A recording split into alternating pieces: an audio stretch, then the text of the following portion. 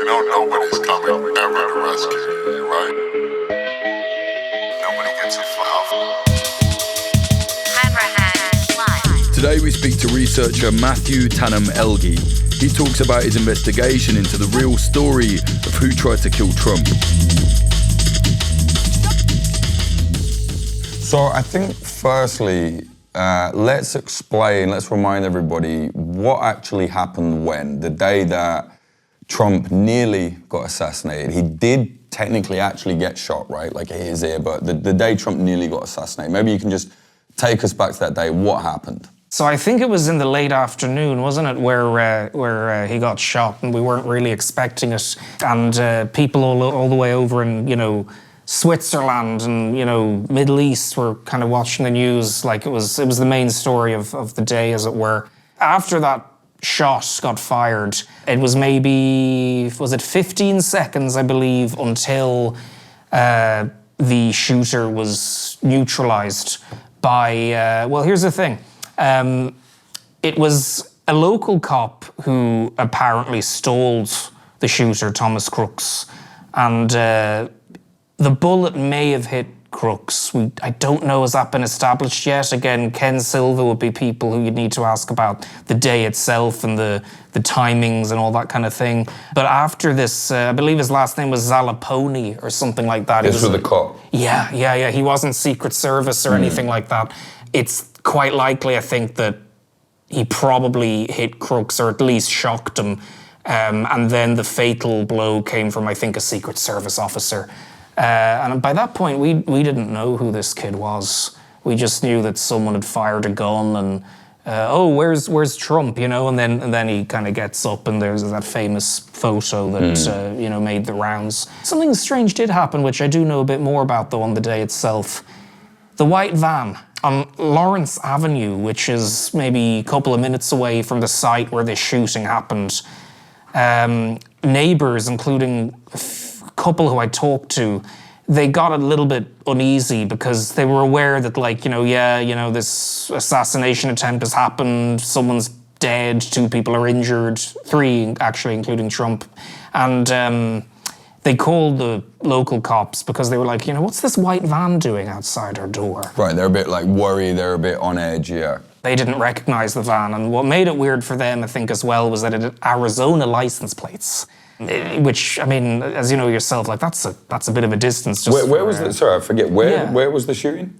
This was in Butler, Pennsylvania. Pennsylvania, right? Yeah. Yeah, so all the way in, near the border with West Virginia, I think, that kind of area, just outside of Pittsburgh. And the neighbor I talked to, I think he said his mother called the police, and she kind of didn't, was a bit on edge because it was okay, what's going on? Why is this van still here? It had been there since about probably at least 3:30 p.m. in the afternoon. She called the police. The police arrived. Other neighbors had noticed the van as well with his Arizona license plates. The neighbor whose mom called the police, he actually took a video of this van and put it on TikTok. And it was kind of quite dramatic. The bomb squad arrived. At the time, I kind of was thinking, oh, wow, maybe that's if they found bombs, that's kind of where a lot of people's minds went to.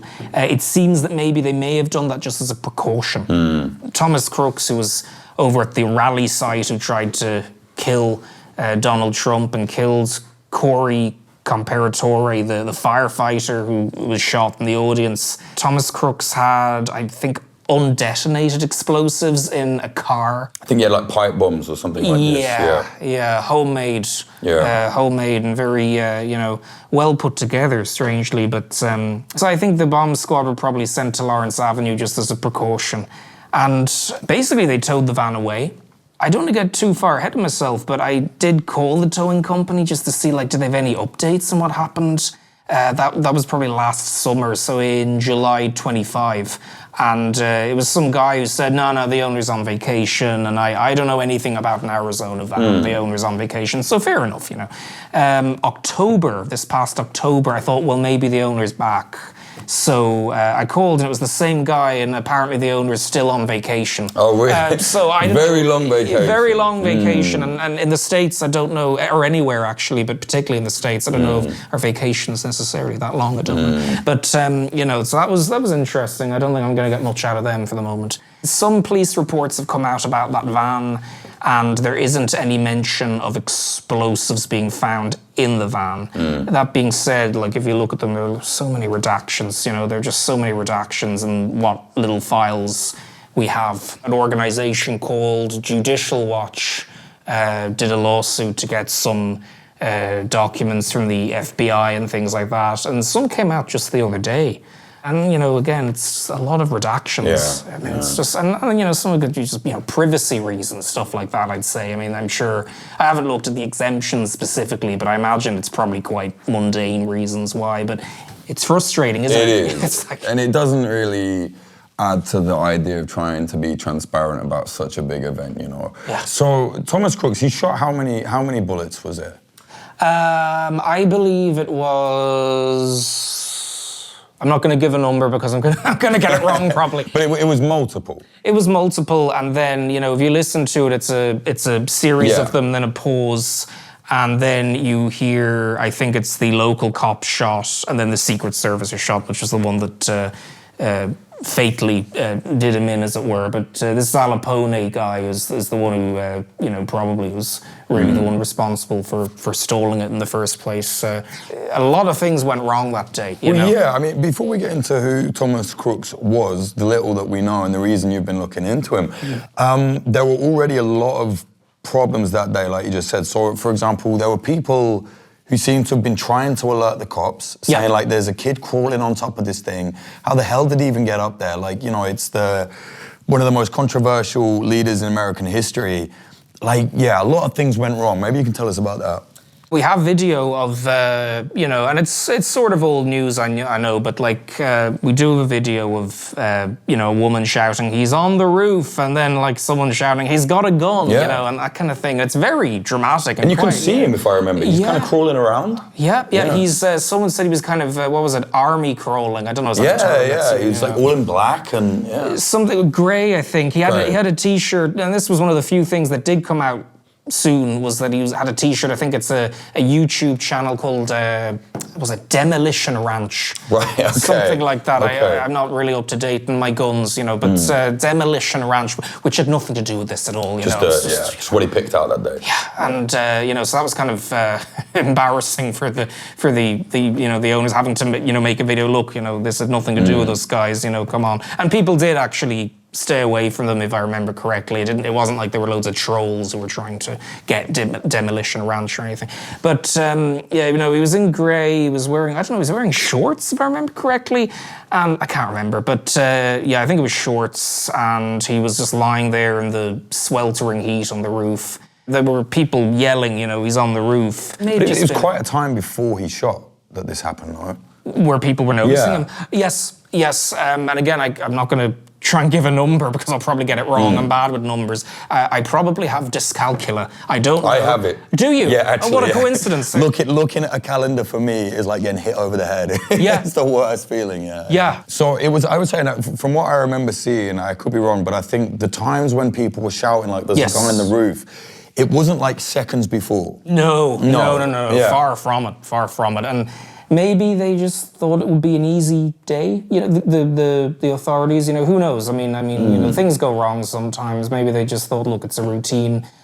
Now, this was the first rally for that particular presidential candidate, I think, where they had counter snipers. I think it was the first one where they'd arranged that. So, you know, I don't know, was this the reason why? I can't remember, but I haven't looked into the other sort of strange events involving other people who were allegedly trying to assassinate Donald Trump during his campaign rally. But there was a guy called Asif Merchant who was arrested a day prior. Who's he? So Ken Silva, the journalist, done a lot more work on him. I haven't looked into him much, but Asif Merchant was, I think, from Pakistan, and he had flown over, and he essentially got caught in a kind of, you know, I think it may have been a sting operation. Like, you know, they maybe thought that he was trying to, get the, attack a political person, as it were. I don't remember the specifics, you'd have to ask Ken, but he was arrested on July 12th, 2024, and then this shooting happened on July 13th. Crazy. So maybe, I don't know what, just, it is kind of, where's the communication, guys? But, I feel like often there is a lot of miscommunication, but then I also feel like it's a very handy excuse when things go wrong, Oh, yeah. It's, if you listen to every time authorities say it was miscommunication, it's like, well, then how do you ever get anything done? Like the amount of bad shit that goes on. So you're saying like maybe people thought on the ground, the police, that the guy on the roof, they maybe thought, it's one of these counter snipers. Maybe that's why they didn't do anything? It's a theory. Journalists have looked into the specifics of the event itself, and there are people like me who have kind of looked more into the sort of the shooter himself and his background, the aftermath in terms of on the community over there in Western Pennsylvania.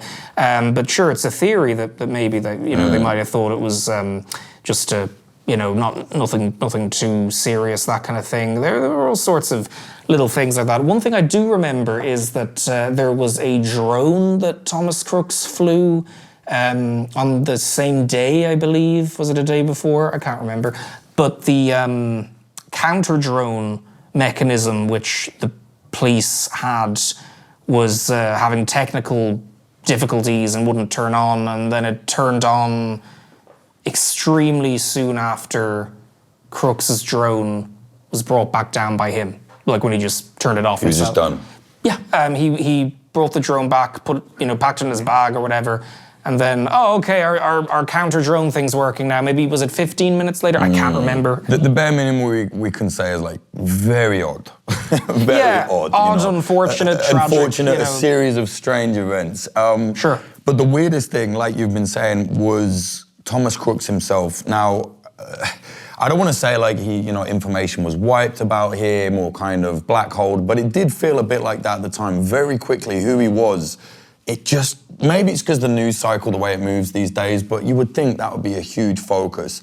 And it did feel very quickly like that was it. Whoever it was, he's dead, he's out the news and it's gone. Maybe you can tell us, who was this guy from what you found? Who was Thomas Crooks? Well, funnily enough, some information was wiped, but not necessarily for nefarious reasons. It was, because I guess they had an investigation coming up, and so there were social media videos, I think, that had been wiped from his YouTube account, which, if anyone had reason to look them up before the shooting, they would have found them, but then obviously when his name got into the media, or probably before that, when the shooting happened, or, just after, the authorities... They always do that, exactly. Like any school shooter or whatever, they wipe it, Yeah, so in terms of who he was, there was definitely, as you said, a kind of... I don't know, was it a lack of interest? Because it's kind of like, why would people not be interested in who this strange, murderous kid was? But one of the things that the media really was into saying was he's an enigma, he's a cipher. His motive remains a mystery. I mean, one of the first things I kind of thought was, I don't really know, is it going to be easy to ever pin down a motive for someone like this? I mean, you're talking about someone who, killed a firefighter in the audience, wounded two men in their 60s, and tried to shoot the now president of the US. So, really, I don't think there's going to be one motive. And his brain was probably all over the place, his mental state. But that was the thing that the media really liked talking about, was he's an enigma. Yeah, very quickly. Very quickly. An enigma takes some time to work out if it is an enigma or not. Maybe they just had so many things to cover. They then decided, it's going to take extra work. Let's. I don't know what the thinking was. Not all journalists did that, but it was a trend, as you said. But the big thing was sort of he's seems very unremarkable.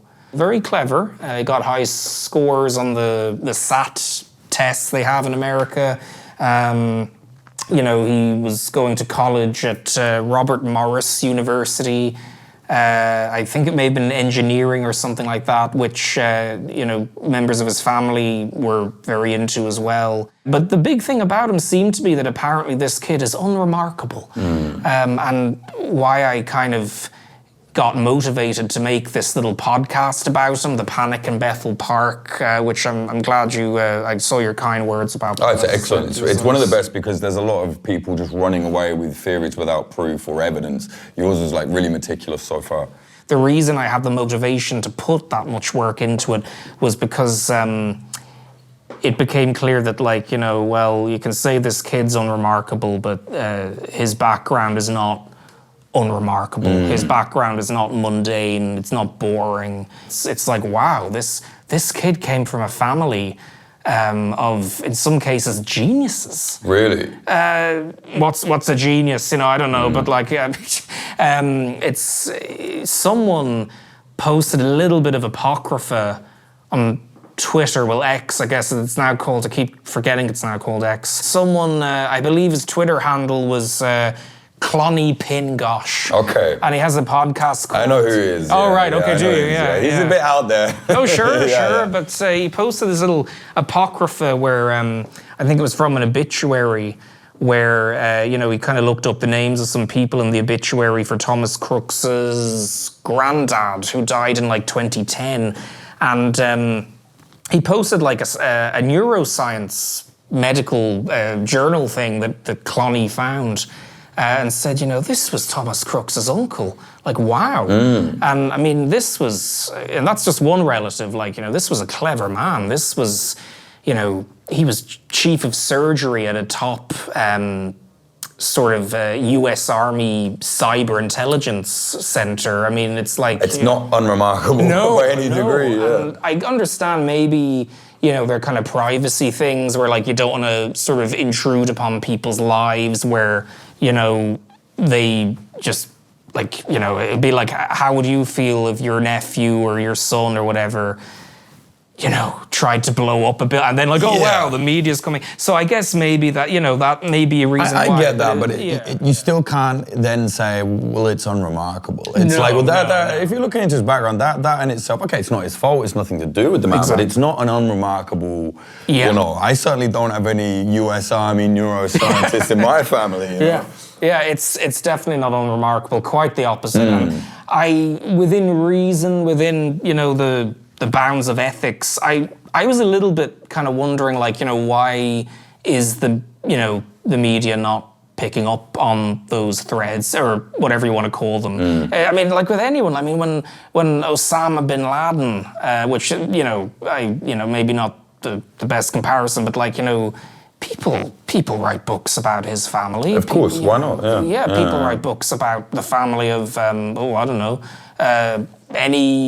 what other kind of famous psychopath in history, you know. And if he had actually shot Trump, I'm not saying it would be the same as 9/11, but it's up there in terms of like huge American deaths or attacks or whatever, you know. It would have been absolutely huge, Oh yeah, and that's why it became a sort of media sensation for a while. So that, I mean, it was kind of bizarre to me that, like, you know, why, first of all, why have they not been able to dig up this information to a reasonable degree about this would-be assassin's family? And secondly, I'm sure some of them know it, so why do they not think it's newsworthy? Because, I mean, just to a certain degree, maybe it would be newsworthy. I mean, just, you know, because the refrain was that, like, you know, a seemingly ordinary kid, you know, unremarkable. That's what I think that's what was odd, was that it was so quickly that, you know, a seemingly odd, it was like, well, how do we know that? What do we know about him? So where did you start when you were like, right, I'm going to start looking into this? Where did you start? It was brewing in the back of my mind after seeing Clonny's tweet. You know, it was a couple of things like that. I think there was someone else can't remember the guy's Twitter handle, but he mentioned something in a comment. It wasn't even a post, it was a comment, and it was a useful comment. But, you know, because it was a comment, I think it then got deleted. This person said, I think the name of the Twitter user was Art is Brutal. Right, okay. Art is Brutal, which, sure, why not? Like, yeah. But he said something like, you know, oh, and what's this about a special forces uncle as well? I thought, what? Like, that's amazing. Like, you know, and then, you know, that was stuff like that was brewing in the back of my mind. And eventually, I guess sort of gradually, it's not like one day I hunkered down and got real into it. It was sort of gradually, I think I looked up, well, you know, what is this centre that Thomas Crooks' uncle was chief of surgery at? Oh, it's, you know, a top NSA facility, you know, where people like Snowden are obviously, as you know, were working at. And, you know, well, what else goes on there? Oh, wow, that's interesting. And I remember thinking, like, you know, and the media is saying this was a run-of-the-mill kid from a non-remarkable, ordinary family. The impression they gave almost was like, I don't know if that's the word used, but of a kind of drab family background. Like, oh, they're so depressing. They live in a, you know, and they're just inside all day, the parents or whatever. You know, there was a grandmother that someone on Twitter posted like a science article from 1960-something. Madeline Fritzy doing little experiments on baby chickens and all this kind of thing. And this was for like, was it Yale? I can't remember. It was for a big institution. So this was a kid who, you know, no wonder that, I mean, they said he was clever because, like, I mean, his family were very clever. Good pedigree, like. Yeah. Do we know what his parents did? They were social workers of some kind. I know that there's like a distinction over there and probably here as well, isn't there, where it's like, you know, there's a difference between like licensed social worker and clinical. I can't remember what the specifics are, but they were social workers. And this was not a kid from a family of reclusives who just, you know, hunkered away and they're all weirdos. These were some high-achieving people. Like there's a cousin of his on his mom's side, or kind of like a second cousin, who also is a social worker specialising in behaviour modification. You know, Madeline Fritzy herself seems to have some medical background, so that's Thomas Crooks's granny. And I got on the phone with her and she was just like, I don't want to talk about this. I sort of tried to lightly bring it up and, you know, it's... and as soon as I was like, you know, and now there's someone I just maybe would like to ask. I was like, no, I know what you're doing. Like, you know, so she's a sharp woman at the age of, what, 89 or something, but, you know, very sharp. And so I was like, okay, no problem. And I just put the phone down, you know, I was like, okay, bye. But the father, you know, he was a social worker, but he also used to work with, what's that condition? Is it, how do you pronounce it? Spina bifida? Spina bifida. Right. Yeah, so I can't remember what is that the spine? Is that? I think it's like a degenerative kind of disease. Yes. I could be wrong, but it's similar symptoms. He worked with patients specifically with that degenerative disorder for a while.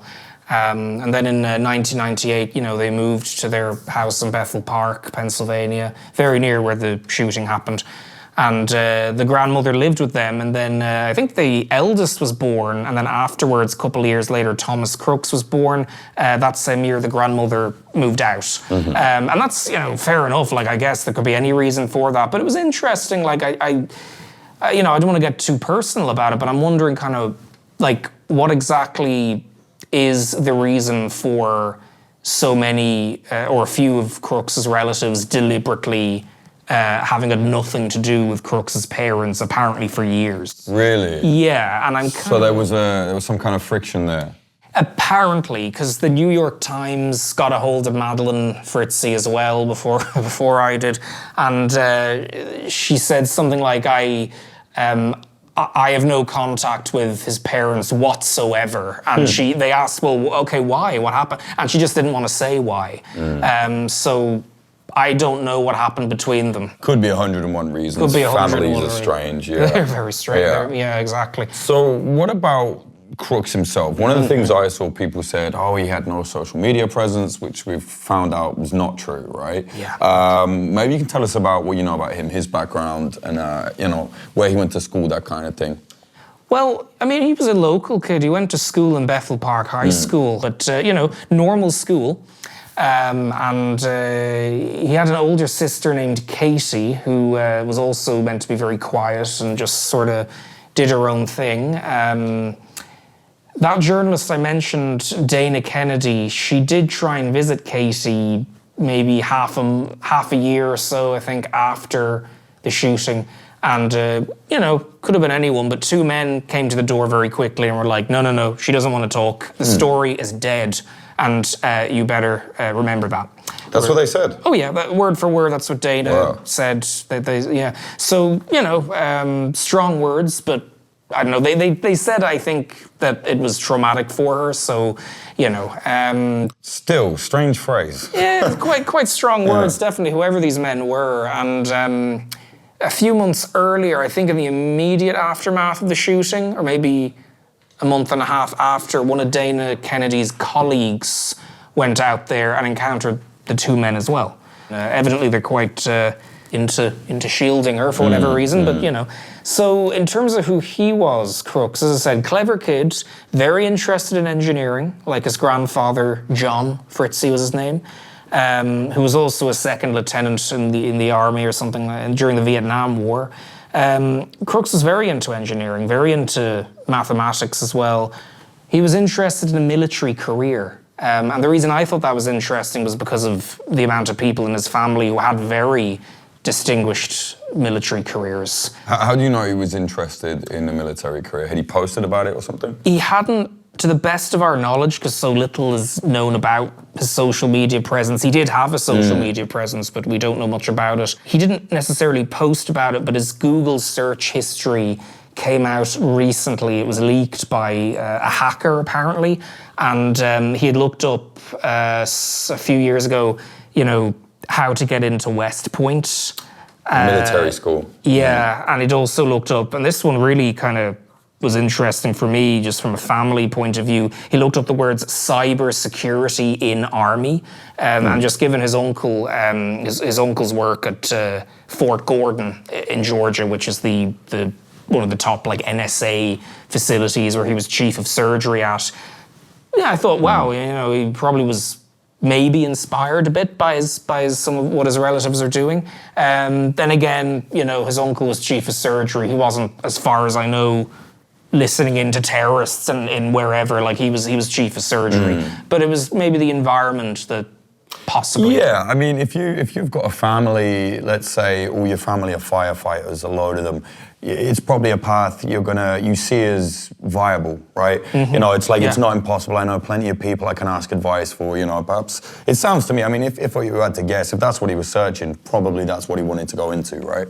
Probably. Yeah. And the same year, maybe even after that, you know, a student told one of the big major outlets, I can't remember which one, may have been NBC, that, you know, him and a couple of friends in high school over there in Bethel Park were quite excited about the idea of doing the, is it ROTC that they have over there in America? Like the training that school kids do, like to get into the military? Oh, yeah, I know what you mean, yeah. Like we'd have like cadets here in England. Yeah, so that was something that he was very into the idea of doing, and you know, it was something he discussed. But you know, maybe I don't know, gave some time to think about that when he then pursued a degree in community college over in Allegheny County, then in Robert Morris University, where he was set to start very soon after the assassination attempt. He even emailed a professor from his community college. Asking for his degree, his associate's degree, I think it's called over there, to be mailed to him. And this was very soon before even the shooting. So I don't know, was it like a kind of weird? Like he was planning, Yeah. What was he going to do at the uni? I think it was engineering he was going to do, computer engineering, I believe, something like that, at Robert Morris. And he also, I think, had an offer to go to the University of Pittsburgh, but he went with Robert Morris. I think his grandmother, Madeline Fritzie, maybe was a Robert Morris graduate herself. So, and I think maybe some other relatives were. So maybe there was a bit of an interest there as a result. But you know, both good universities, and so.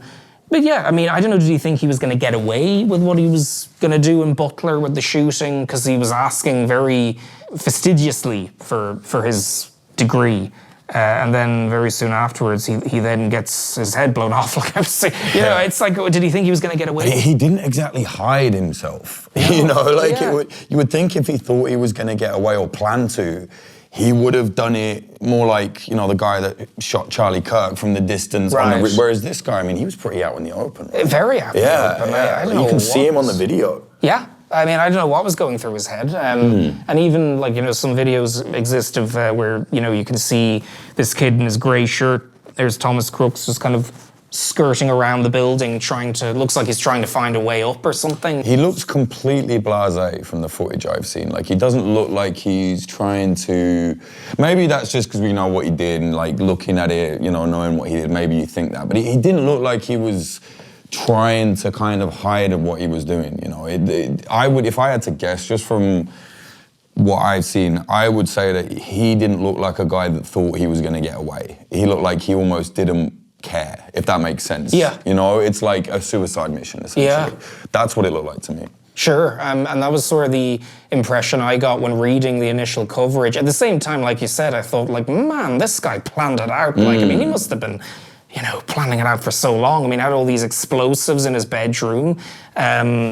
It really is an unanswered question about why did the parents, like, you know, I'm sure it's traumatic when they realize what happened, but, like, you know, many neighbors of Thomas Crooks told people like Dana Kennedy or Ken Silva, how the hell do the parents not know that this guy was building explosives? Like, you can smell the liquid that he was using or whatever the hell, you know. So you know. the bombs is something that's gone very underreported. Yes. What can you tell us about these? So he was building them in the bedroom of his parents' home, that's confirmed. Yeah, and it's a small home too. Right. Now, one of the parents, to be fair, one of them is visually impaired, so, you know, that may have come in the way of maybe fully realizing the gravity of what exactly is this.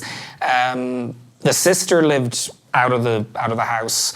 The father, he was not visually impaired, but he may have had some other health issues. You know, may have had maybe some form of obesity, for example. So, like, for whatever physical reason, maybe that could have got in the way of them being able to fully realize in time or get there in time, and maybe they were naive. I don't know. Maybe they weren't naive. I don't know.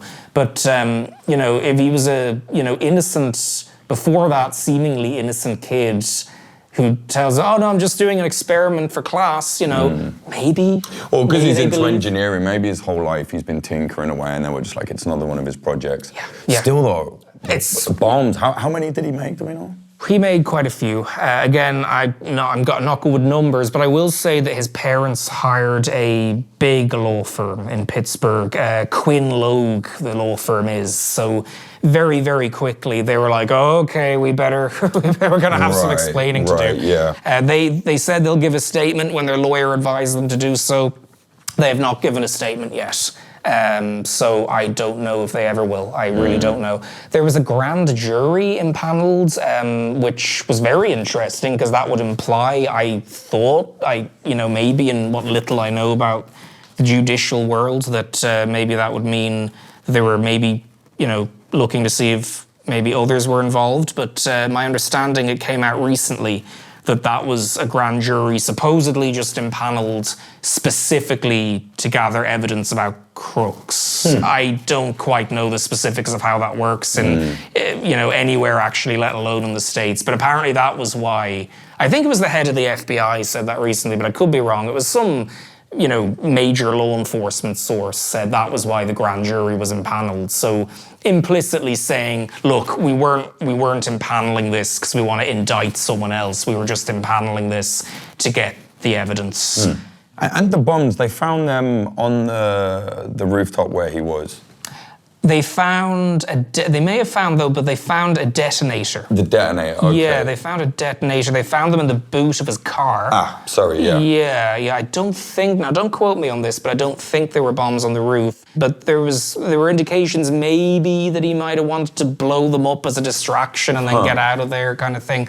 I don't know. I mean, supposedly the bombs in the Arizona van was the thing I found interesting and that Ken found interesting, but apparently, so the new reports that came out very recently, they kind of imply that there weren't any bombs in that van, so I don't quite know what's going on there. It may have just been a precaution. Some media outlets did report that dogs had, been sniffing and that they kind of brought the police to the van, which obviously that would kind of make you think, oh, okay, wow, there really was probably some, but that may have been a mistake in the media. Could be a precaution as well. Yeah. But it is odd. The bombs is odd. Like, why would you be so brazen about shooting the president from where he was to then set off bombs where in the car? Like, how did he learn to make the bombs? I know he's obviously into engineering, but he would have to get that information from somewhere.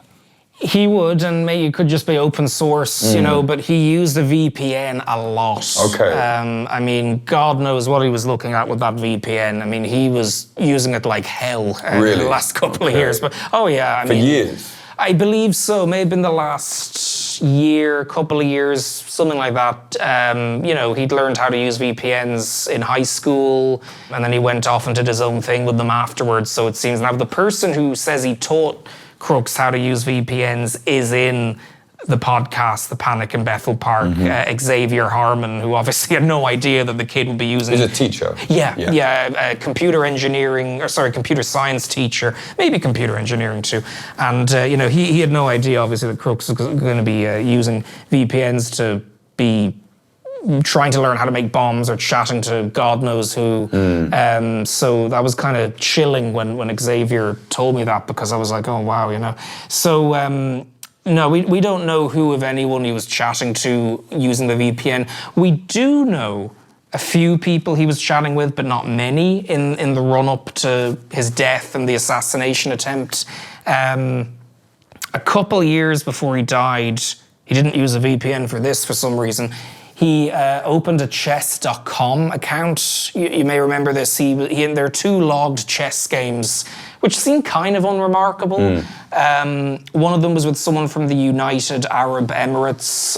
Last name was Samir, I think. It may have been Omar Samir or Osama Samir, something like that. The second person was a woman from the US named Mary, and the profile picture was a pornographic image. So I don't... On chess.com? I believe so. It's all going off. I mean, he didn't use a VPN for that, so I don't really know what was going on there. But chess is an interesting one. But you know... Everyone loves chess, though. I think it's easy to be like, oh, why was... Everyone loves chess, you know what I mean? And even Epstein had like a chess.com account. Did he really? Yeah, they found his chess.com account.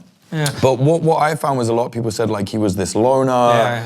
That wasn't necessarily true either, right? No. I mean, he had a little group of friends, you know, or it was sort of like, my understanding was it was a wide group of friends, but it was not a close group of friends, you know, which is relatively common. I mean, people, even neighbors who went to school with him said, you know, he seemed like a sweet guy. You know, I sat beside him in history class and he was always helpful and that kind of thing. There wasn't like, you know, yeah, he was a real lunatic and he was stealing Jimmy's lunch money or something. There wasn't so, you know, and he had a friend who he saw very soon, I think, before the assassination attempt, you know, who, as usual, got on with him, but said that he was exhibiting some kind of odd behavior, like he kind of, you know, just typical kind of manic sort of behavior, like not really able to stay still and moving his arms around a lot, stuff like that. I'd say he was probably anxious knowing he was about to try and shoot the president. Yeah, well, he didn't seem very anxious on the day itself, which is so weird. Yeah. Who knows what's going through this kid's head? So, but, you know, he was, as I said, he was interested in the military and chess, apparently, and engineering. But the engineering thing, his interest in engineering was one of the things that kind of, you know, I thought, okay, that's interesting. But when it came across my radar, particularly, was when the stuff came out, which apparently is true, about the phone devices belonging to him or someone who knew him, which had flown to Massachusetts very shortly before the shooting. This was the second phone. Yeah. Yeah, this was one of the most interesting parts about your work that I was looking into. Can you explain that? That was very weird. Yeah, it's weird. So the reason the engineering interest of Crooks fits into that is because for some reason, a phone either belonging to Crooks or a phone that was in contact with him, I guess they were able to trace it through geofencing, is it pinging? Yeah. That kind of thing, had flown less than a year before the shooting, only a few months before, to the town of Plymouth, Massachusetts. Well, via Boston, but then went down immediately to this Plymouth. And that's not Plymouth, England, like that's Plymouth, a very different place. You wouldn't be going there. Okay, right. Well, Crooks definitely wouldn't have been, but he or someone who had been in touch with them right beforehand or something flew to Boston, drove down to Plymouth, stayed in, a central hotel there, just kind of it's kind of a relatively touristy place. It's where, I didn't know about this beforehand, but it's this thing, Plymouth Rock, where I think the first pilgrims arrived at or something. Americans will turn anything into a tourist attraction, Well, there was also, interestingly enough, on the same weekend he was there was a weekly, protests going on Plymouth Rock, I believe, against the tragedies happening in the Middle East, specifically in Israel, Gaza, Palestine situation. Of course, yeah. So that was going on that weekend. Whether or not this person was so eager to get there that he flew all the way from Bethel Park to Plymouth, Massachusetts, I don't know. But anyway, stayed in the hotel, and we know this because there was someone from a think tank, the Heritage Foundation. Very weird, yeah. Right, yeah. I don't know much about them.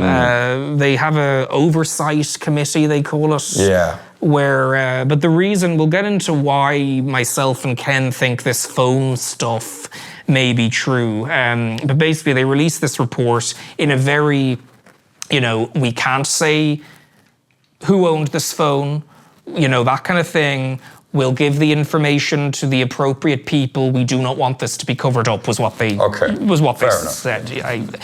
So they were able to mark on a map where the pings were in Plymouth. And it was all in the central hotel, nice tourist place. There was a defense industry convention or conference happening nearby in Boston. That was the same weekend, right? Same weekend, and it was listed on the hotel's events page, which I don't know why. Maybe they were having a side function in the hotel, I don't know. But it's, it's interesting. And, other than that, there wasn't too much remarkable going on there, it seemed. The engineering interest of Crooks came across my radar because the Army Corps of Engineers have like a long-term project they're doing in Plymouth, which I kind of thought maybe, if this was Crooks going there, was it for his class? Was it for, it was a couple of days he was there. Arrived on like March 2nd or something like that, was there on the 3rd all day and then left on the 4th. So, I don't know, maybe it was just an engineering class field trip thing. I don't know. But am I correct in saying, so at some point this, quote unquote second phone, it's with what we know is Crooks's normal phone. Yeah. Stays with him, and then all of a sudden the other phone takes this trip. I don't know if it's been established that it was definitely a separate phone at the same time as the Crooks one was in Pennsylvania. I don't know, has that been established? The question people had, and that the Heritage Foundation had as well, was, well, why is this? Well, that's interesting. They didn't really go further, which is understandable. But it was linked to what they know is his phone. That's what they were saying. We'll get into why I think that might be true.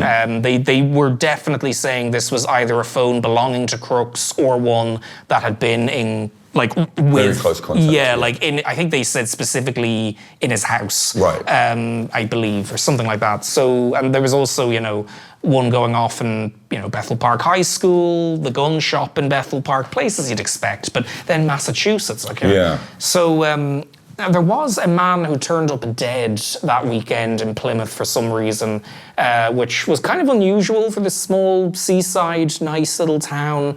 Middle-aged man turned up dead after this Crooks phone flew in. So this guy turns up dead on the river, just probably floating on the river. It's been very frightening for whoever found him. And, the person's identity has never been revealed. I got in touch with some reporters who reported on it, 4 people, and none of them got back to me. So I don't know what happened there. It was an odd coincidence, at least, I didn't know what to think, but I began to think, okay, I think this might be true, because there is one circle that Heritage Foundation marked on the map in Plymouth, outside the hotel. They're all in normal locations apart from this mark that they put on the map. And it's a house, just in a residential area. And I remember, a couple of other people on Twitter, then it just vanished. People forgot about it. Understandably, people were saying, well, why this house? It was very dramatic when I found out about it. I was kind of like, oh, wow. I did some digging into the address, which wasn't easy.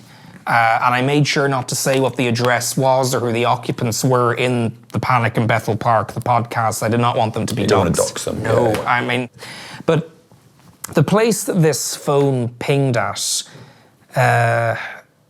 two occupants, one of them, no, both of them work for the federal government. At least one of them does for at least 2 or 3 different federal agencies. The other may as well, but even if he doesn't work specifically for the government, he worked for years for a kind of basically a Cold War, arm of the government, like private sector kind of cutout, really, if you will, going to very far-flung countries to, help developing countries economically, that kind of thing. Help. Well, yeah, I mean, it's Cold War, Yeah.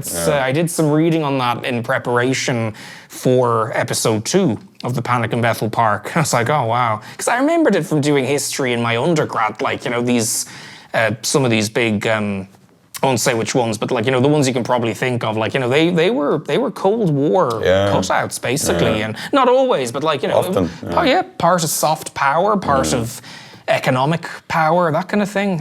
So that was interesting. A captain in the Vietnam War, he was as well.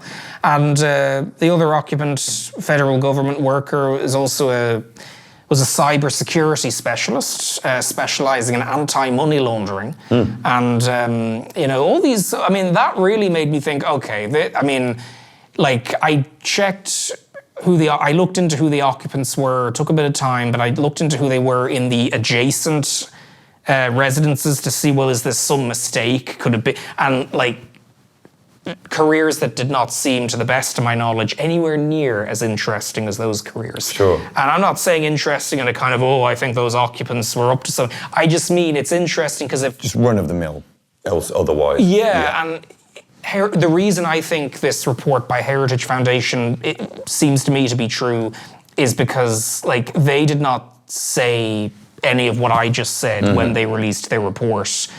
Me and a couple of people just noticed that there was They just said, here's the info. Yeah. And that there was a little red circle on this random house. And I thought, who lives in that random house? And that's who lives in the house. And one of them is from a kind of prominent family in, they call kind of the global majority countries, like a governmental family in the developing world. They work in DC quite a lot for military-related causes. So why would that make you, if it was like Crooks's phone, what is it about that makes you think, perhaps it is him because of those people? Nothing specific, but it would fit in obviously with, interest in cybersecurity in the army, interest in the military generally, interest in potential government work. It could have easily just been someone which Heritage Foundation did say very explicitly, look, it might not be Crooks. They almost, if I remember correctly, they were more, the feel you get from reading their report was that it may have been someone, not Crooks, but someone who was in contact with them. Yeah. That was the vibe that was sort of going there. That's what a lot of people on, the internet were kind of thinking. I really have no idea whether it was him or someone who knew him.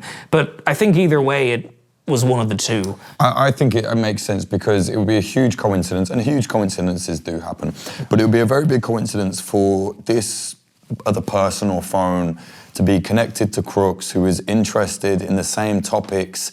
His whole family are involved in the same topics, that then this other phone goes to stay in the house of someone who works in those topics and then goes to an engineering. It's just come on, man. It would make a lot more sense to presume that it's something to do with him, or at least his family, right? Yeah, that's one of the reasons, at that point I was like, okay. I'm with you on that, definitely. Yeah. I mean, again, it could be a coincidence, but it would be a very big one. Well, yeah, and in terms of what I mean specifically is that was really the kicker for me about it, as you said, okay, this report was probably true. It'd be interesting to see what data they have on that. That has still not been released. They have not released. What else they have? Yeah, I mean, they probably do have the data, but for whatever reason, maybe they're trying to give it to someone to publish later. I don't know. But so that definitely was quite a strange turn of events when I found who this Crooks contact, or him himself, was apparently in the presence of, shortly before he died. Do they know, or did they show where the phone went after that trip? I believe they did, and it was mainly places that you kind of expect to see, like the gun range over in Pennsylvania. Back to normal. Yeah, back to normal. Yeah. So, you probably your listeners will maybe remember this as well, but, he signed into the gun club on a particular day before that Massachusetts trip, actually, and he went to the trouble of telling his professor, I can't make it today, sorry, and he didn't give a reason. Then he goes to the gun club. I don't know, maybe he just was really into that. But it sounds like he was practicing, maybe. Yeah, and someone signed in at the exact same time. Whether it was someone who was with him, I don't know, but someone did sign in on multiple occasions. Someone that, not Crooks? No. Not his name? No, the name has not been released, but it was the exact same sign-in time. But it was someone separate to Crooks? Oh, yeah. The name is still redacted in the reports that so it's Senator... Crooks and then redacted. Well, it doesn't say Crooks and, it's like on the slot beneath. Sure. Again, that's why I'm saying it might not be someone who was with Crooks, but it was definitely someone who signed in at the same time as him. Exactly. Right. The name has still not been released. So Senator Chuck Grassley released some of those logs, and that was when people noticed that, and it was multiple occasions. It could have been, it could have been his dad. His dad was really into guns. His dad sold guns to relatives over the years. So I mean, I don't know what the culture is in that regard, but maybe that's a thing that happens in families sometimes. I don't know. I mean, as much as I think, well, that's something you got to remember. Guns are everywhere in America. Again, loads of people in the military. Maybe when you zone in on this, it's like, oh, what's that? But it could be a normal thing there. I certainly have a lot of American friends that have guns and buy guns and whatever. So, but still, it is quite interesting that you still can't take away from the fact, well, that happened around the kid that tried to kill the president. You know what I mean? It's it's still definitely relevant, without a doubt. What I want to talk about is the politics. So, politics of Thomas Crooks. What do we know? Because you would presume, if you just knew he tried to shoot Donald Trump, you would presume he was a militant liberal or a leftist or whatever. What do we actually know about his politics? Yeah, and this was Tucker Carlson who revealed a lot of this. It seems that just before the pandemic, so he would have been in his teens still by then, he seemed very, very rabidly kind of pro-Trump, or more broadly, rabidly, far right. Really? Yeah, okay. I mean, he was further than Trump a lot. Oh yeah, I mean, he was explicitly calling out for there's a group in Congress, the Squad. Is it? I think Ilhan Omar. Oh yeah, they call them that. Yeah, something like that. A few other people seen as leftists. Yeah, I mean, he was literally calling for them to be beheaded and things like that. I mean, he was going really out there. This was on social media? This was via YouTube comments. Okay, I mean, this guy was not hiding things, it seems, in terms of his, whatever it was, anger. It didn't even really, it got to a point where it didn't seem like politics. It just seemed like someone who was... Yeah, because, I mean, then, when the pandemic happened, some point during the pandemic, if I remember correctly, as some teenagers tend to do, he was probably 17 or so at the time, he then just completely pivoted very quickly to being anti-GOP, anti-Trump, anti-this and that, and kind of going in the complete opposite direction, which some people get kind of oh wow, was someone telling him to that? I've seen that. Yeah. I know what you mean. Through my work investigating Atomwaffen, the neo-Nazi group, we found a lot of people that were there was one guy specifically who was very high up in Atomwaffen. He was a pretty much lifelong Antifa guy from Seattle. And then when the kind of hypersensitive, kind of woke left took over, as they call it, understandably, to a degree, he was like, this is ridiculous, this isn't what I was about. But then he went the other way. And then he literally became a neo-Nazi. And that wasn't because someone told him to. It's because he was an angry, radicalized young man. And then And I've actually spoken to him. He kind of just came away from it all and was like, I don't know what that was about. I don't actually believe that. You know, and especially them times around COVID and the quote unquote culture wars, I saw really maybe like a dozen or so people that had done something similar. They were either far left that went far right or far right that went far left and then became, a lot of them now have kind of gotten into God and they just don't really care either way, you know, but it wasn't as unusual as people have tried to make out, I agree. Yeah, that sheer isolation can really do Yeah, things. it did a lot of things. And you're talking about kids that grew up online as well, you know, and so the word of Paul on like 4chan was like gospel to some of them. Yeah. And they grow up and they're like, what the fuck am I doing, you know? Or they leave the house and they meet someone that's like of a different race and of course they don't try and kill them. And so they realize like a lot of these problems are in their own head. You know? I don't think it is that unusual. But he became the other way. How do we know that? Again, is that because of YouTube comments? Because of YouTube comments. I'm trying to remember, was there anything on other social media? I think he may have had a Gab account. It's that... Okay, that weird right wing. I don't know. Yeah. Is it right wing? Yeah, it was like, I mean, it was one of these ones that's like anti-censorship, but it just so happens everyone that's running it is like pretty far right, which, whatever.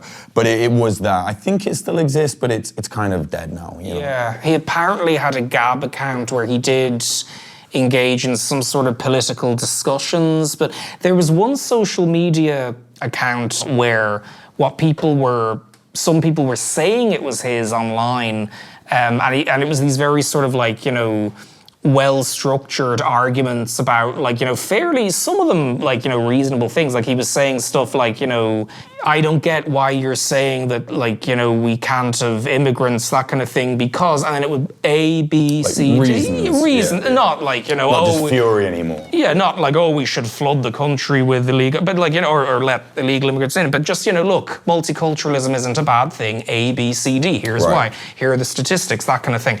And, you know, so, but I don't know, was that Gab or another account? But the YouTube comments were the big thing where it was like, okay, this kid was just, you know, off his rocker. So you mentioned Atomwaffen, is that? Yeah, I keep thinking of waffles when you say it. That's what. Yeah. It means atomic weapons in German. Weapons in German. Yeah. Oh, okay. I mean, they were serious. They killed a few people, but like the whole thing was at the time was. It didn't seem real almost, but it very much was real, you know what I mean? A lot of it was on, am I right in saying it was online? A lot of it was online, yeah, and then it turned very quick to real world, yeah. Yeah, because online is, you know, these things can just... Yeah, they radicalized people online and then there was like, you know, around a dozen murders associated with them. Many directly as well, yeah. Because the reason that kind of kind of thought, oh wow, yeah, Atomwaffen, I remember that, is because there was someone who doesn't seem to have anything to do with the assassination attempt. I mean, he immediately, when this came up, publicly said, like, you know, no, this is crazy. I had nothing to do with Crooks' assassination attempt. We chatted via some YouTube comments. That was it. That's what he says. So there's no evidence that it went further than that.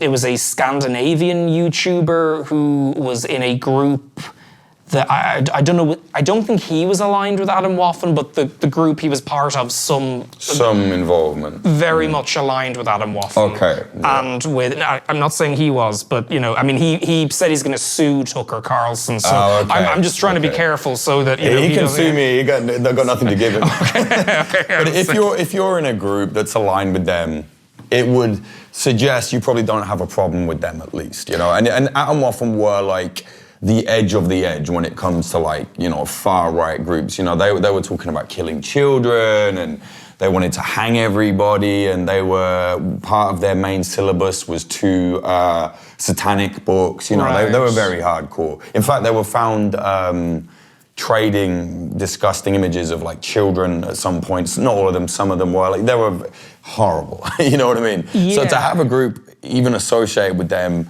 it could be argued that you at least don't really have a problem with your group being associated with them.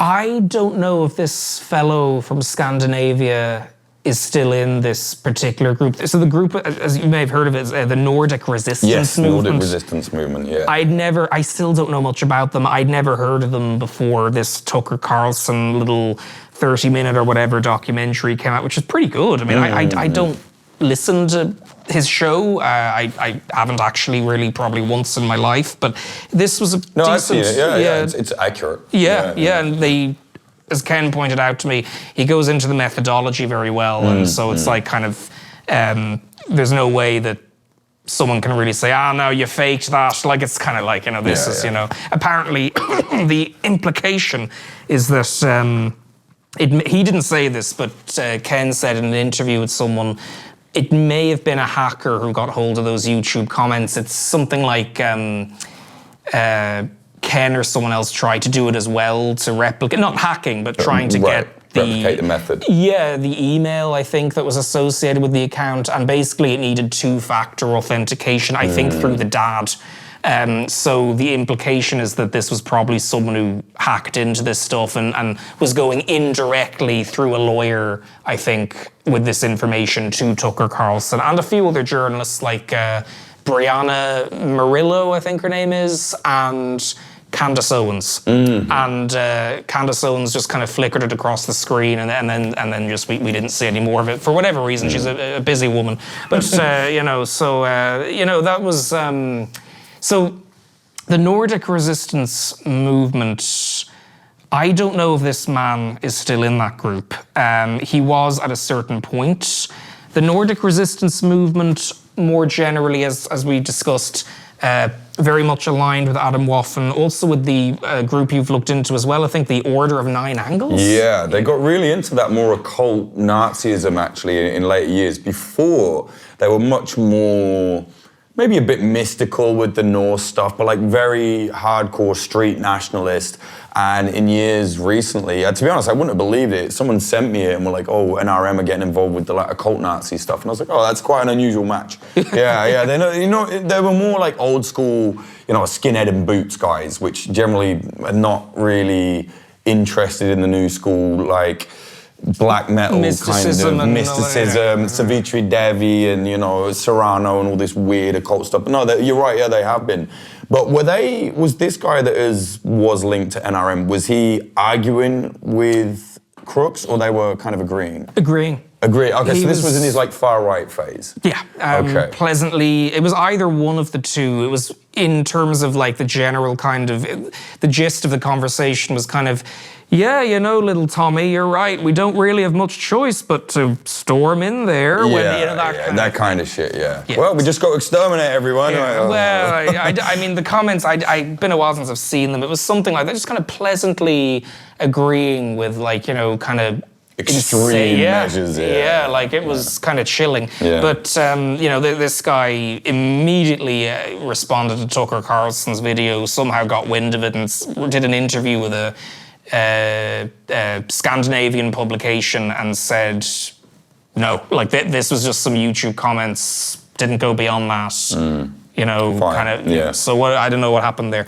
But it's a good indicator of Crooks's kind of activity online, at least we can say at that time, yeah. And one of the reasons for that is because that guy put together before, I don't know if it's still there, but someone took a video kind of recording of the desktop or whatever, and went through playlists that this fellow had made, and it's all stuff that Crooks was doing in the last months and year of his life.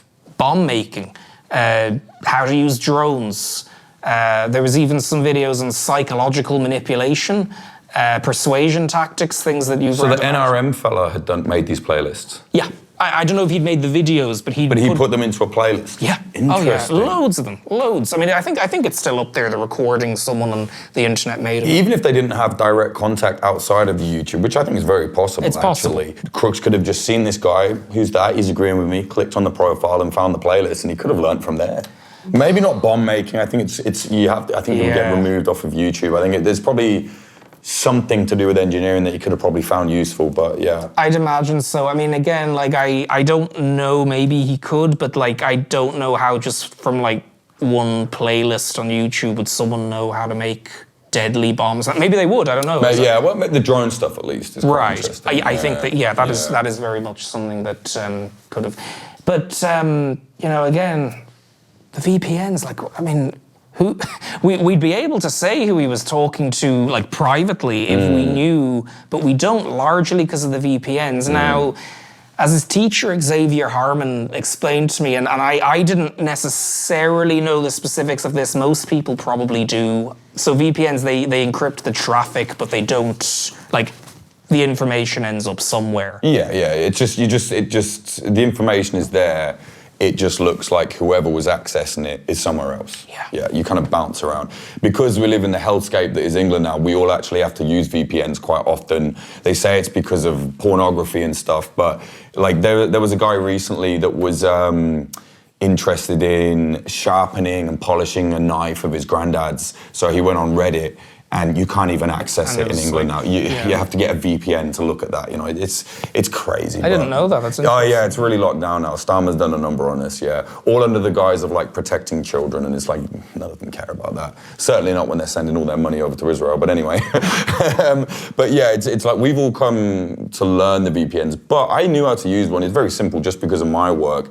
And it does make me think, because Crooks was interested in, like, you know, cyber technology and whatever, perhaps he just said, oh, just put the VPN on all the time. That's very possible, yeah. I mean, but it does slow it slows your connection down, though, quite a bit. It's oddly convenient, and I don't feel at risk of sounding like a conspiracy theorist saying that, because, I mean, like, the guy, whether or not he had help or not, like, you know, he was there, he did shoot a bunch of people, so I think it's within reason to think he probably didn't want people knowing what he was looking at, and it may not have been. No, I think you're right. I mean, it's the most logical idea. Sure, he probably knew how to use one because of his cyber and whatever, but he was planning, he built bombs, he managed to get up there in sight and actually take the shots at Trump.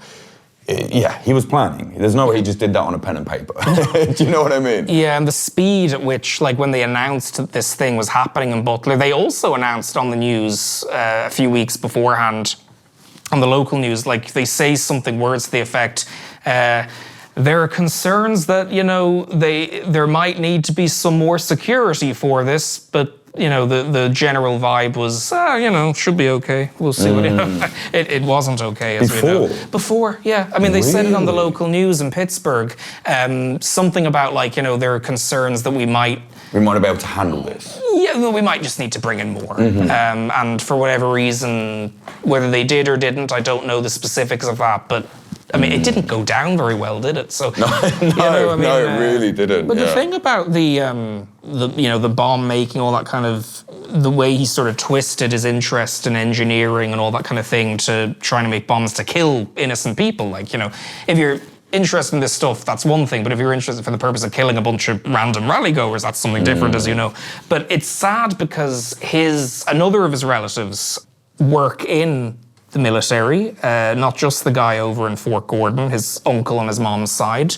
Another uncle of his is a special forces veteran who maintained quite a close relationship with the family, even though he's not like a direct sibling of Crooks's mother or dad or anything. He was mentioned in Crooks's granddad's obituary as an army specialist. So it's kind of like, there's no blood relation between him and the family, but he was so close that he was directly mentioned in the obituary, so evidently there was still some linkage there. A close link. Oh yeah, apparently. I mean, you know. You would think. You'd think, yeah. And this guy, you know, obviously, you know, sort of like, it's like Crooks could have taken this family influence and used it for good, but he used it for bad. For example, this particular uncle, so this isn't the one in Fort Gordon, the NSA facility, this is another uncle, the Special Forces veteran. He is friends with CIA officers. He's friends with the paramilitary CIA specialist, who was a paramilitary specialist in Afghanistan, who set up a Norse Odinist charity for military veterans. I heard about this, yeah. Yeah, and super weird. I mean, let's just say very weird. I tried to talk to him. I just was kind of interested in what, you know, and look, I mean, he was just kind of like, you know, look, I mean, you know, we're a charity, you know, we sing songs, we have drinks, we have branches in, you know, Norway, Iceland, you know, other parts of America. They're centered in the DC area. And, you know, this CIA paramilitary specialist was just like, nah, look, you know, man, you know, we don't really give interviews. Like, we just, you know, we're a bunch of mainly largely kind of elderly people, but also younger people as well, I suppose, who, you know, seem to just kind of gather around for a drink. Sure, I mean, I'm not against like Norse or whatever. Like, it's just weird. I mean, a Norse charity just sounds weird. There's a Monty Python element to it. Right, Definitely. there is, It's like, you know, and then you kind of, and then it's sort of. I mean, the gallows. CIA stuff is more interesting. Oh right? yeah. I mean, it's like fascinating. I mean, you saw those notes earlier. I mean, a lot of that is just because I was like, you know, this is fascinating. Like, why is no one in the media? Like, it was like, why was no one talking about, like, this kid was through family. I don't know, was he around these people? But like, you know, he must have, the stories this kid must have heard, Thomas growing Crooks, up. you know? Yeah. I mean, well, that's why I like your work. Because not at one point are you saying, well, clearly this is what happened. No. It's like we're always saying is he certainly was not unremarkable. No, yeah. Like, or at least his connections, everything around him was not unremarkable, and it's just a little bit unusual that the speed at which it fell out the media and it just kind of became nothing. I mean, again, this is a guy that tried to kill, you know, the most controversial president in modern history. You would think there'd be a little bit more speculation. I'm not saying there isn't. There's a thing people do and say, the media's not reporting on this. They are, but not to this degree. You know, the level of scrutiny that it deserves is what you're doing. You know what I mean? But it's like, thank you. Well, definitely. I mean, it's fascinating, but it is odd. It is odd. And again, it's getting a bit higher, the level of interest. Right, I think probably because, now it was great when Dana Kennedy put out that report, because I mean, you know, personally, like, I mean, I don't make it about this, but like, you know, I don't read the New York Post, for example, you know what I mean? But I liked her report. Sure, and so yeah. That was why the second episode was mostly about her journey there in Pennsylvania. But even then, it kind of lulled. It then rose up during the 1 year anniversary. It was largely kind of the same stuff. The only difference was we got some new kind of videos of like him presenting, you know, like a public speaking practice thing. And one of them you can briefly see his parents at his kitchen table, that kind of thing. There were some new interviews with like a school teacher of his that. What's his name? I think he's CBS News. Seth MacFarlane is his name? No, he mainly reports on Department of Justice matters. But he went and interviewed a few people. So that was, you know, it was interesting. But then obviously it kind of went into a lull again. Then Tucker Carlson's documentary came around, and that was when things got weird, you know, because it was like, you know, Nordic resistance movement. What? Yeah. Like, you know, so that was when the interest really new leads, essentially. Yeah, to some extent. And then, I mean, he does go absolutely wild with speculation, you know. But again, this is a big problem where people go, he's from that political wing, he's from that political wing, and disregard it. It's like, well, how about you forget that for a minute and pick out what is you can be proven right? Because people you don't like can do good work. Oh, yeah. You know, or people you do like can do bad work. It's like, it's such a trap to get involved in this. Like, oh, well, why are you watching that? Because it's interesting and there's information. Like, fuck off. Like, do you know what I mean? One thing I found really interesting, though, that he made a little bit too much attention of, because without saying anything else, this weird BlackRock connection. Oh, that, yeah. What is that? Is that worth not talking about or not? I mean, it's work, but is it like, what do you think about it? It was a big thing that, as you probably remember, even like the big media companies like whatever, you know, Fox or CNN and NBC, they reported on that. That was one of the few things from his life as a young adult that they kind of did latch onto. They didn't say like, oh, it's something sinister, but they said it was noteworthy, and sure, it is noteworthy. I mean, BlackRock. What was he was in like a BlackRock advert? It was an advert, yeah, for something like it may have been about them managing teachers' pensions or something like that. Right. And that was why they filmed it in his school, because there was a teacher who he probably doesn't want his name known, so I probably shouldn't say it. I think it's out there, like, but I called him up and he was like, no, not talking about this, you know. Right. So he was taught something anyway, but one of the things he used to do, which was nice, was he'd get the kids in Crooks' class to shovel snow for the neighbours during the winter. And I guess BlackRock, because they were doing all these commercials around the country about how we manage teachers' pensions or how we manage farmer-related funds or that kind of thing. They heard this story and were like, that's inspirational, understandably, let's go to that school. and shoot this commercial, and they shot a bunch of them. Crooks was not the only kid who was highlighted. Like there was a gym class where you can see this guy pumping weights or whatever, like, you know, whatever the phrase is. And, you know, so it was one of those things that just, it's kind of like, you know, afterwards they were probably like, oh God, if only we'd known. You know, well, this is the thing that when people run wild with conspiracy theories, they completely muddy the waters because, BlackRock, BlackRock's everywhere. Biggest investment. I know, and exactly. it's not really that unusual that a school would be, you know, they come and film at a school and he happened to be in the background. Like, I mean, when you really break that down, if they were somehow involved, what use would him being in the background do for anything? Like, what it just means... Oh, yeah, the kid that's going to kill someone, you know, imagine they're saying, we'll tell him to kill the president. Okay, put him in the advert in the background. Like, it just doesn't make any... It's kind of neither here nor there. It was a while before the shooting as well. I mean, this would have been... I mean, I get it, like, fuck BlackRock, fine, but it still doesn't mean anything. In my opinion, it doesn't. I mean, it seems to me like an odd coincidence. I mean, I did find it interesting that... he said Jim Knapp did. He was Crooks's school guidance counselor. He didn't really have many interactions with him from what he said. It was just kind of, you know, how's your work going? Cool, yeah. You know. Yeah. And when he learned about the BlackRock thing, he told me, like, you know, he was kind of blown away simply because he thought, like, whoever arranged that must really have connections.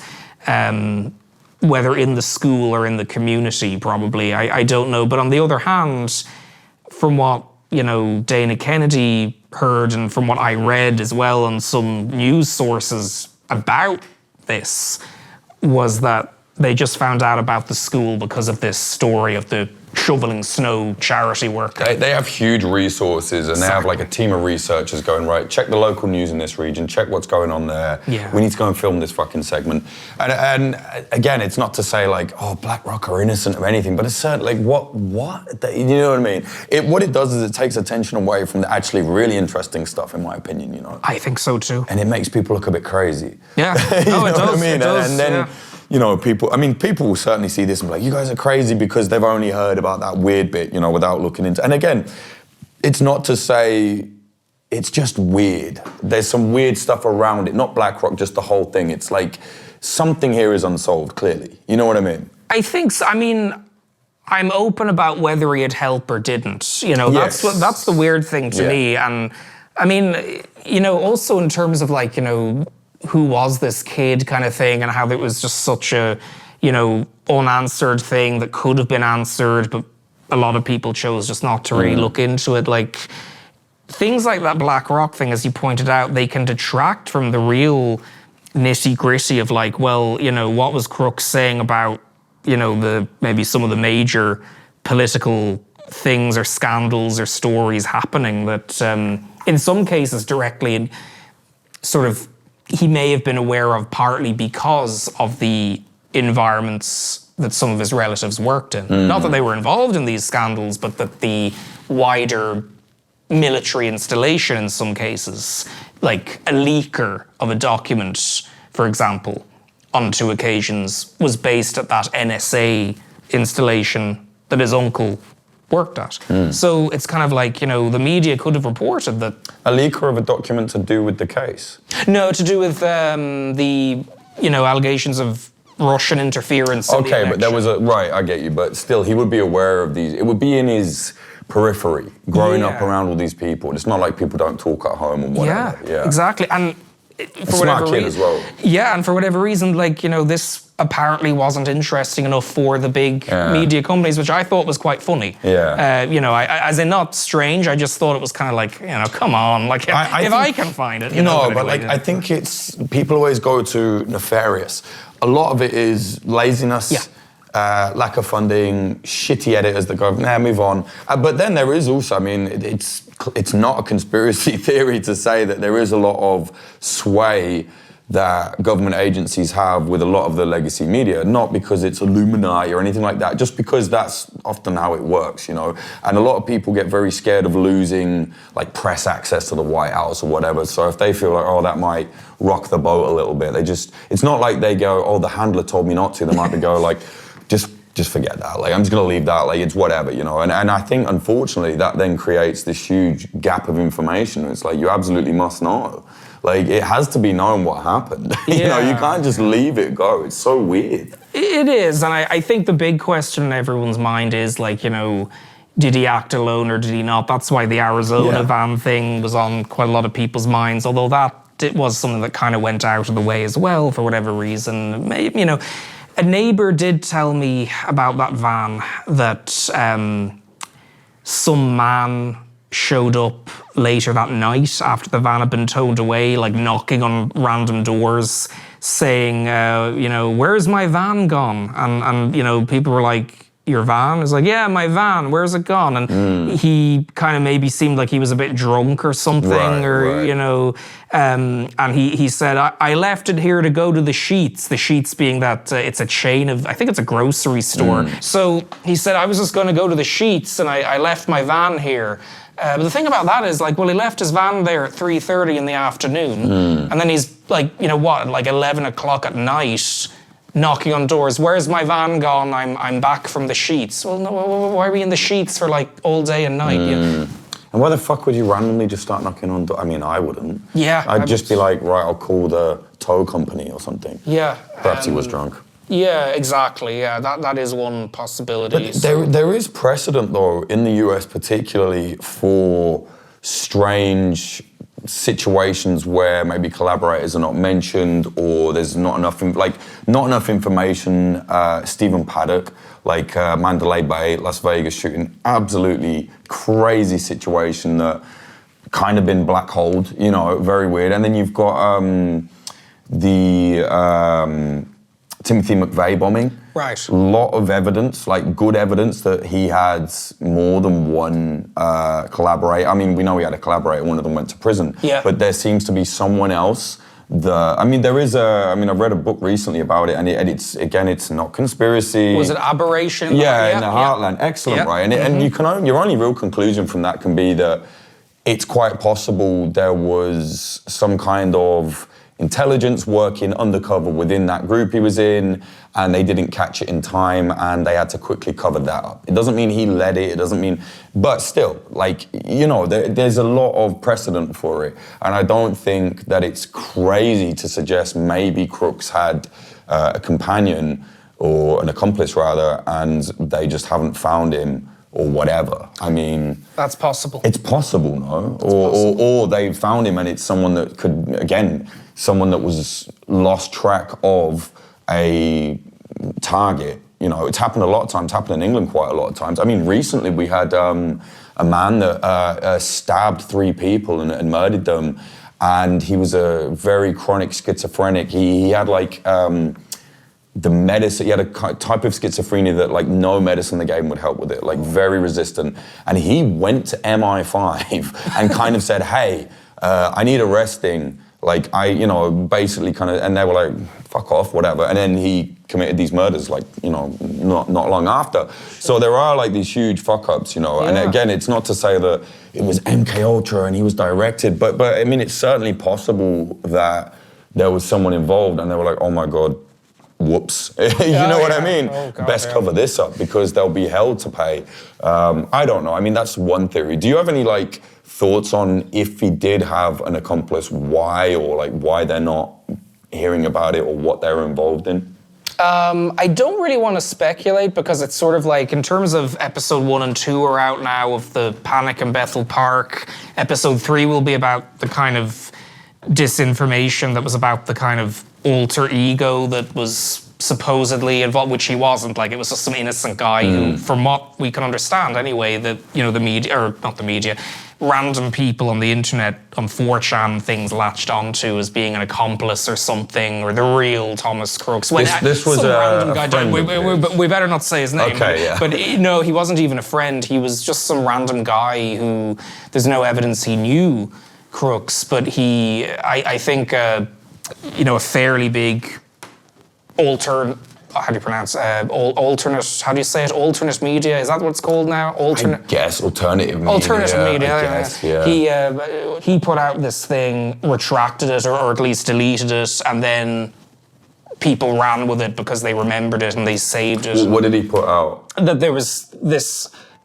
other guy who was involved, who was someone who had been arrested a while back for an unrelated thing, kind of thing. Why would he say that? That's the mystery. Huh. And but unfortunately, what that led to was a bunch of people on 4chan running with it, and and that's what episode 3 was about. So in terms of the wider picture of, well, if he did have an accomplice, I'm not really willing to speculate on that yet. Sure. But I do think it's possible that, well, let's say it's something with, good intentions, let's hope, could be anything, but what if it's because they maybe have some idea of who it is, but they just want to get more information out of, this person about other people, unrelated things, so they can, now whether that's ethically the right thing to do, I don't know, I'm not, but that could be one possibility. They're, there could be the other side of things, though, because I really don't want to let the FBI off the hook, because they have done some absolutely horrendous stuff. Yeah. We did an episode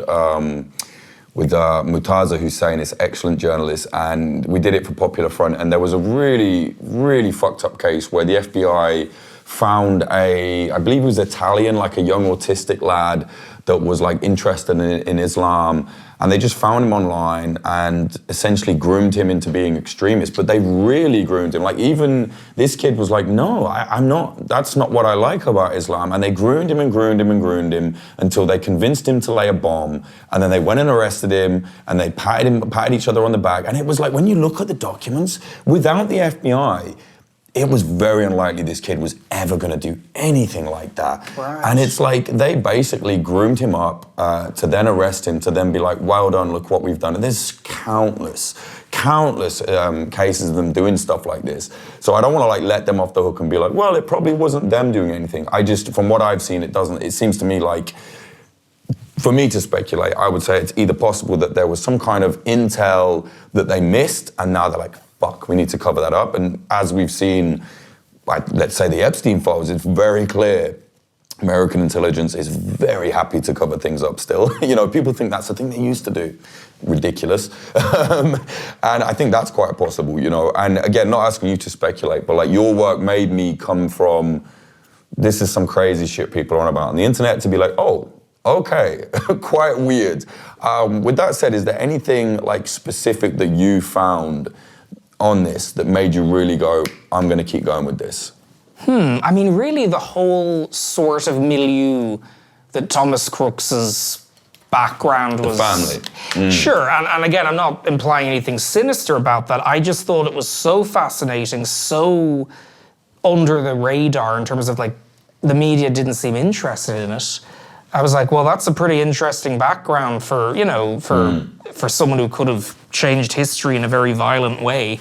That was something that I thought, now this is interesting, but that wasn't the only thing. It was also things like pure creative expression as well, getting, sort of how do you, if you enjoy this kind of thing, just how do you write this stuff in a compelling way, hopefully, how do you structure it? What are the themes that you want to get across, that kind of thing. I think I had this mad idea that we'd do we do it as a documentary on video, and we'd have him in an empty theatre auditorium, or we'd have someone dressed like Thomas Crooks in an empty theatre auditorium, and there'd be a big, there was a horse in it actually, there's going to be a big horse. A big production. Well, sure, yeah, and then I realised, no, that's impossible. It's expensive. It's expensive, yeah. And I think we had a few people, we had a rapper and one of them or something. And then, things just really, and then we decided, no, we're going to do it on podcasts. We're doing podcasts instead. It works. It does work, and that's the thing. If it's not interesting to consume, why would anybody consume it? And I think that's such an important part of journalism. Is very important, research very important, but then the product, the way it's all wrapped up, it has to be important. You can't just expect people with all the distractions in the world to just go, all right, I'll listen to this boring 12-hour thing. And like what you've done is super interesting, very engaging. That's what I mean. I'm very like critical of like media and the way people present things. So when I saw it, I was like, this is very interesting and very engaging. And I think you're doing a great job with it. Thank you. I have no formal media training. No, I don't either. Yeah. Yeah. The best training is just consuming it, I think. You know what I mean? So. And like having ideas and following them through. One thing, just before we go, I'll ask where people can get it, but I completely forgot to ask.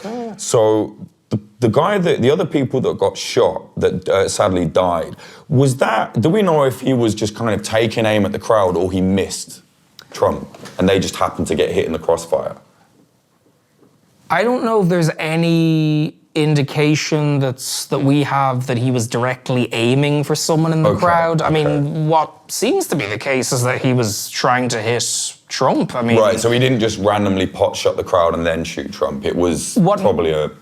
Well, it seems it was a miss, but in terms of randomly shooting the crowd, he may have been panicking at that point because he realized he'd missed Trump, and then he kind of knew at that point, oh, okay, the game is up, and then he was just random. Maybe, I don't know. And then obviously this Mr. Zalapone kind of may have hit Crooks and wounded him, or maybe burst the butt of the rifle, as it were, which then kind of probably. So he was shot by his own bullet, right?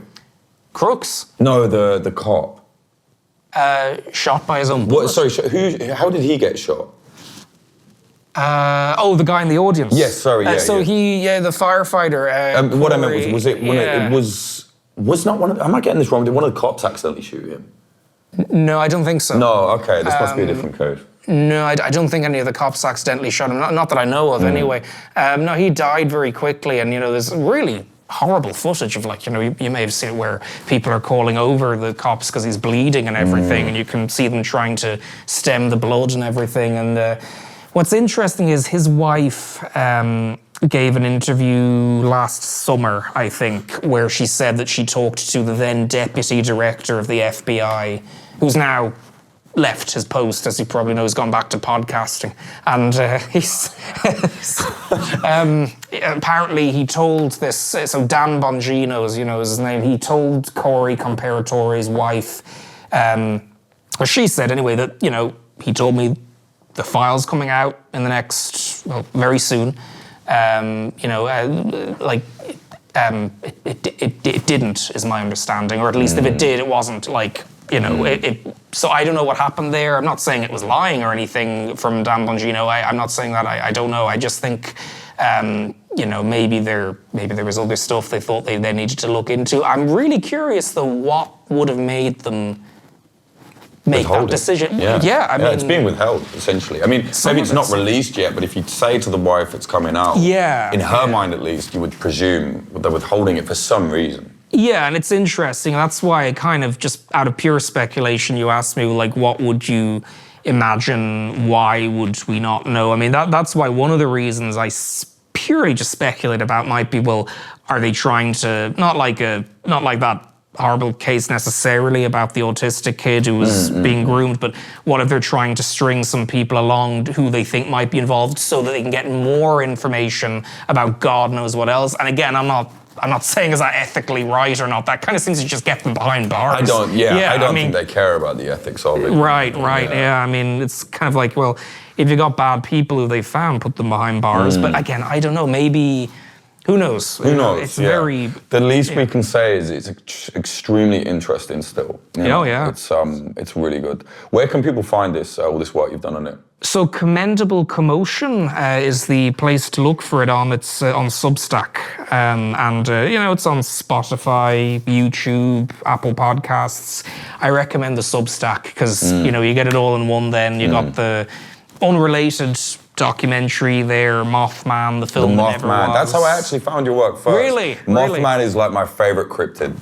It's a good one. What's the book? I read the book. The Mothman Prophecies. The Mothman Prophecies. Yeah. I read that when I was quite, a lot younger, and I was like, wow, it's amazing. Where the mafia interfered with a horror movie production. Yeah. Nothing supernatural. No, absolutely. But the whole it was already on my radar. That weird shit. Yeah. So commendablecommotion.substack.com.